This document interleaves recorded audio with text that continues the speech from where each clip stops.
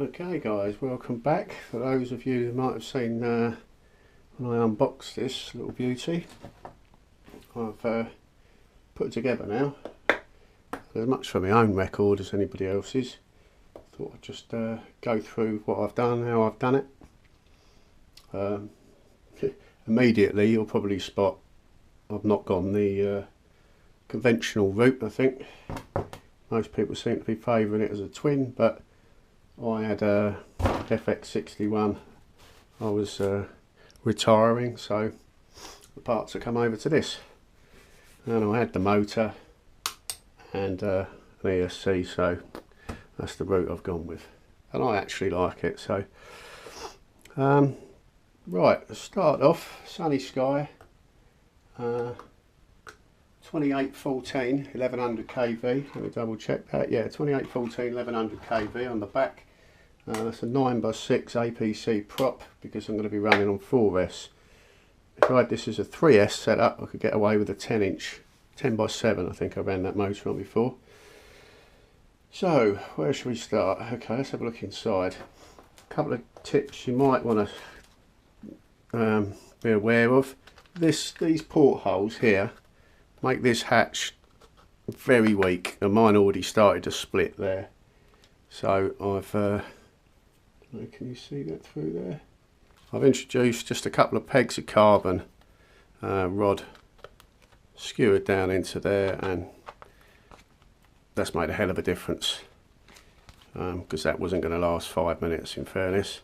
And then I took a little piece of the off-cut foam that when you get the kit you have to cut little tabs off, and I just put a piece in there just to add a little bit of extra meat to that sandwich there. That's a bit of a poor design really. It would have been better off with one knacker in the middle than these two, because you have to kind of pull on it, you have to kind of lever it up there to get it out, and that's naturally where it wants to flex. So back on the lid, what else? Okay, underneath there, because this sits quite low and I didn't want to be filming the front of the plane there with this on, because it has a slight downwards angle to it. So I've taken a piece of neoprene type rubber, actually came in a gimbal box. Never throw your bits of packaging away guys, it comes in handy. It's about, I don't know, 2-3 mil thick rubbery foam, quite dense. So I've laid that on there with a bit of glue. Two purposes really. One, hopefully soak up a little bit of vibration if there is any. Two, just to jack that up a couple of extra mil, because I don't want to be filming the nose. So that's there. You've got two lids obviously, I did show that before, but just quickly touch on that again. This one just goes down with magnets, but what they've done, which I think is a smart idea, although it might be a little bit fiddly to utilise, the Allen key that comes in there is actually for the size of these head screws, which are these. Can we see those?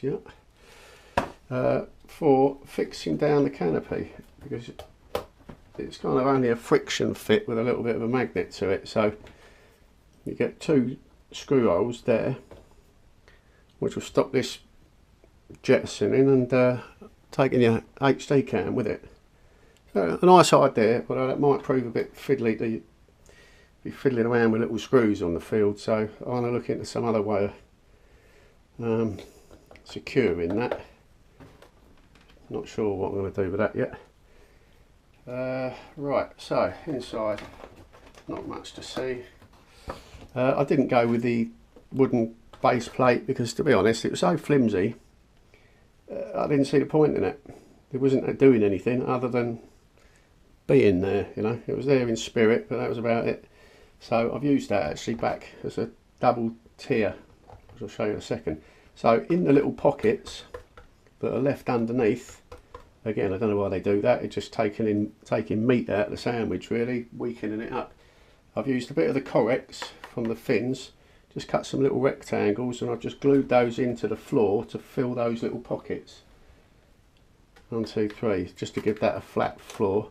and then Velcro, and then, as I always do, just go around the out. This is sticky back Velcro, but sometimes in the cold weather it peels up.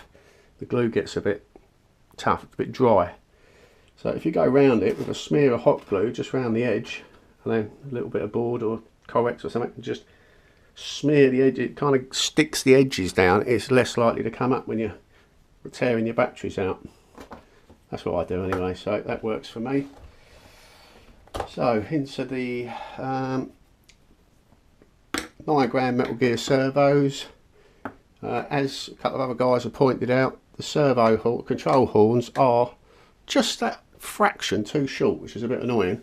But Matt came up with a nice little idea, which I actually used, is if you cut a little slot in the carbon plate, you can then sit the control horn just underneath the carbon plate, which gives you that extra 2mm or so, which is enough to get the clamp on the back of it, and then a little drop of glue as well, and it's not going anywhere.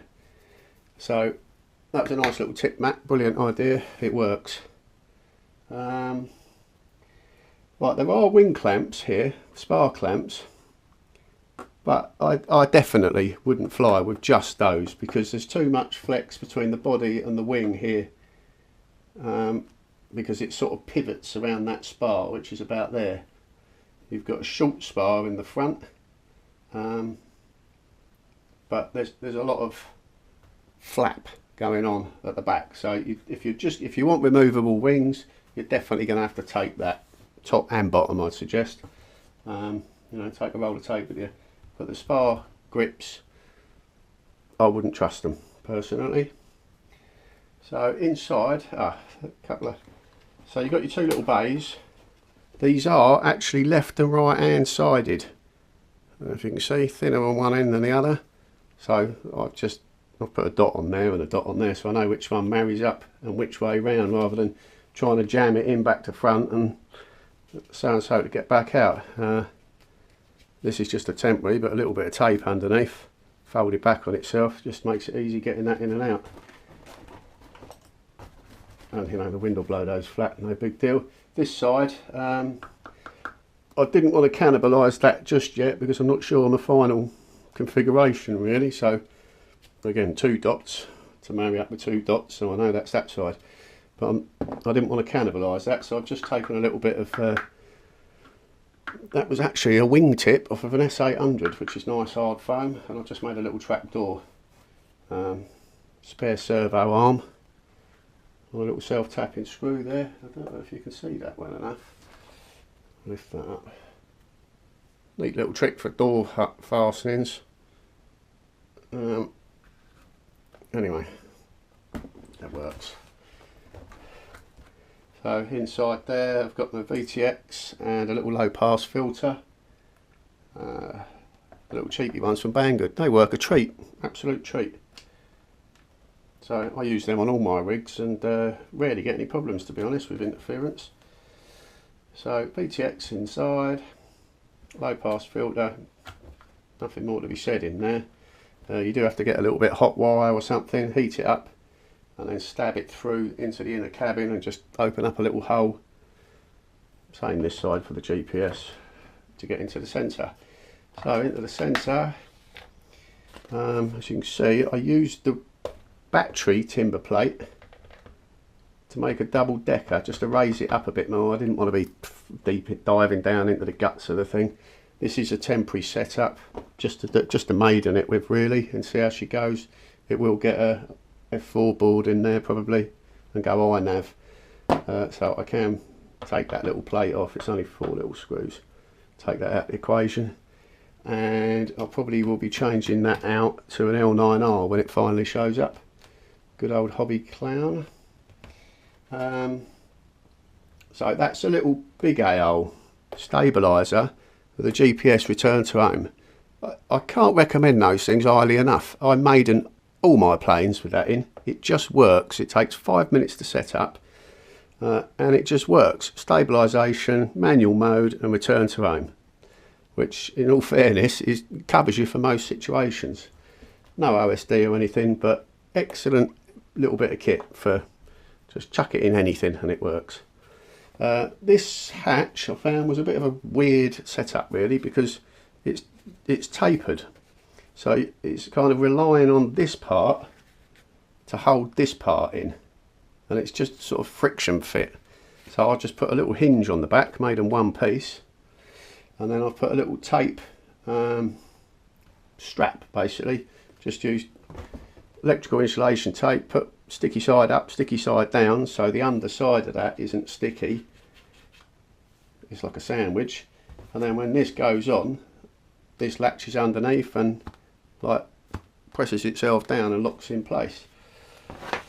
I can demonstrate that, because before it was a bit of a faff. So obviously wind pressure is always going that way, so they can't come up against the wind as far as I can see. And there you go, and the magnet is reasonably strong on that centre section, so as that's attached to that, that can't come out, and the back can't lift up because it's under the little tape bridge. So it works a treat, I think. Simple, I like simple. Simple solutions for simple problems always works for me. So round to the back, I didn't use their motor mounts. I really don't know what's going on. I mean, what this tat is all about is, I have no idea why they bother including that. It's got all the strength of you know, a matchstick. Absolute junk.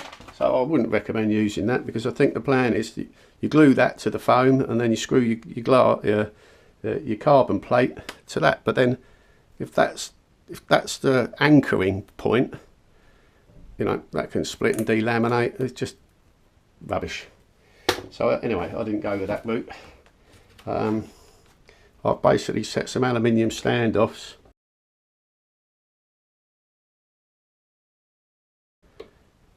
into the foam.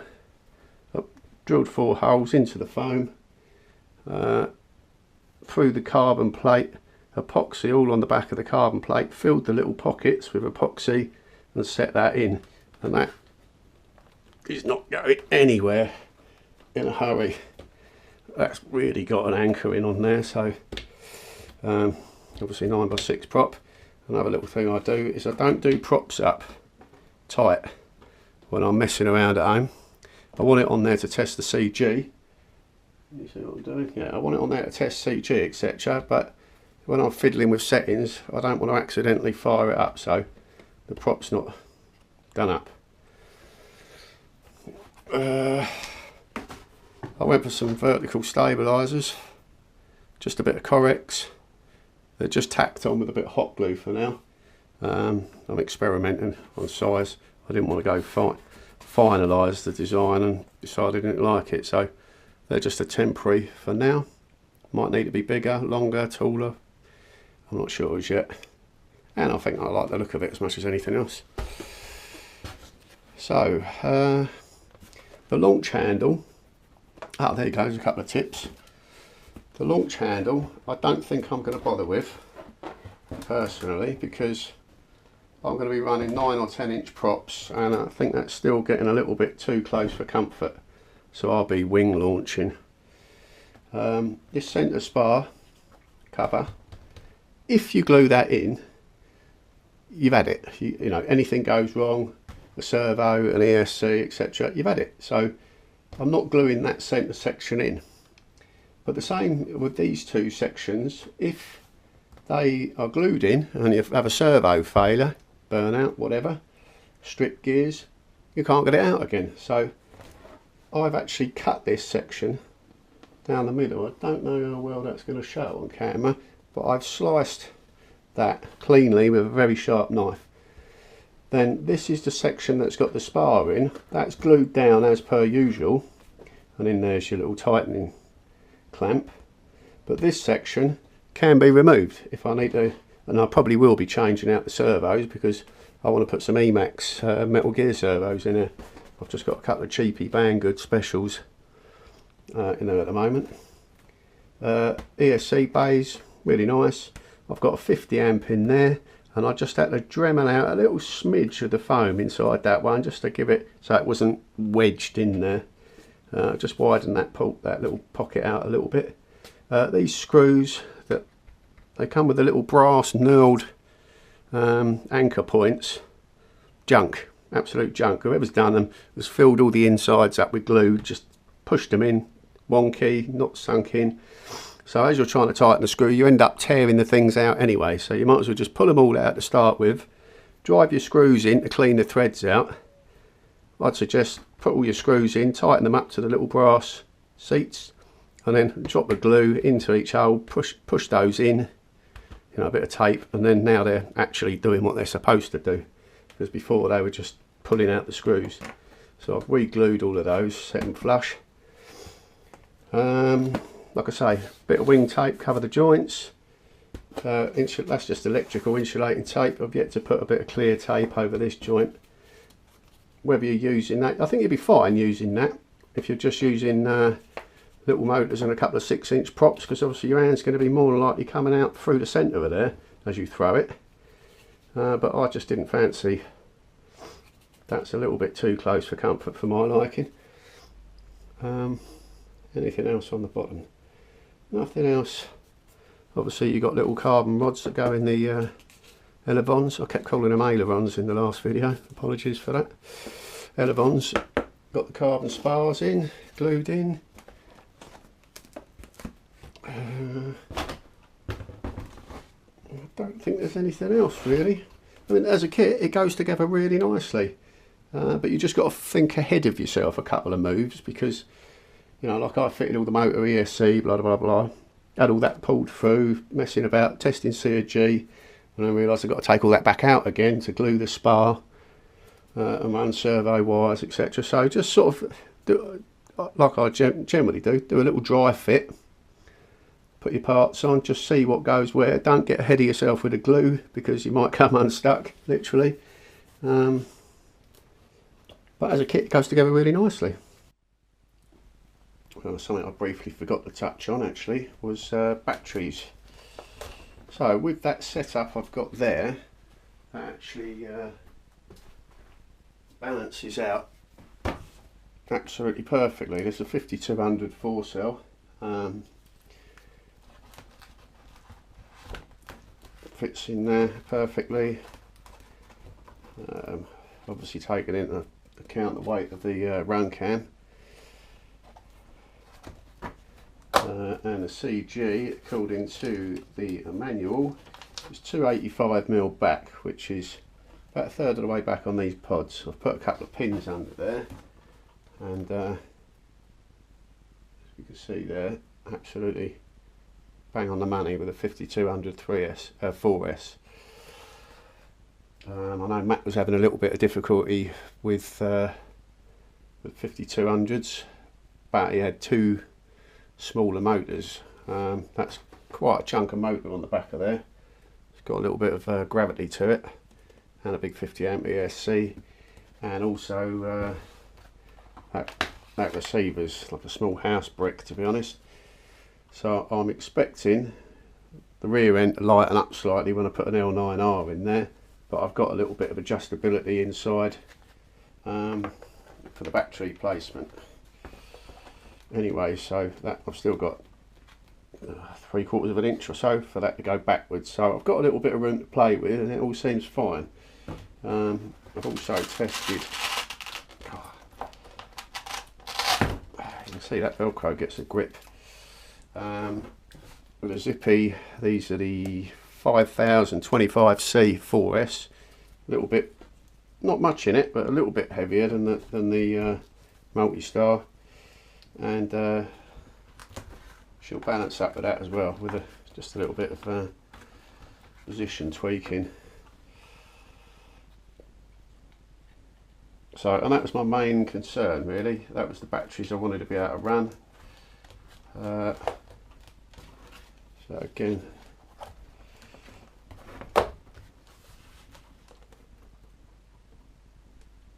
she'll balance. That's on the pins. What's the all that weight? So we can get a ballpark on that.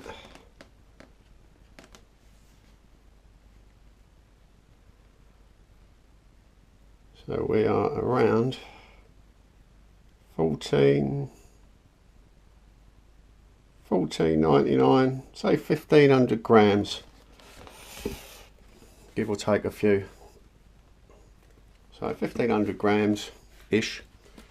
You know, it's quite an imposing looking wing, to be honest. It sounds silly, but it looks and feels bigger than it actually is.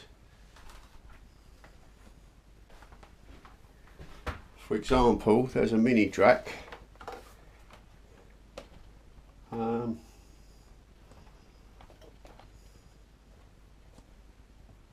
So what are we, 4 inches?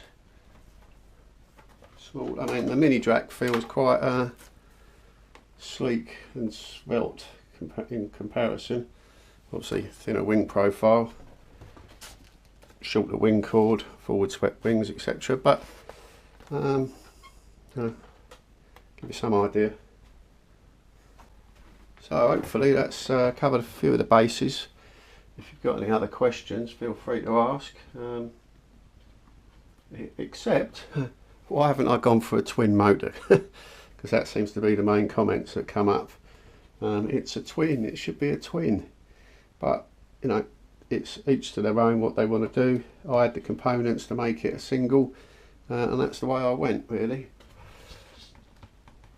I think, looking at it, it's going to be a good little flyer, really.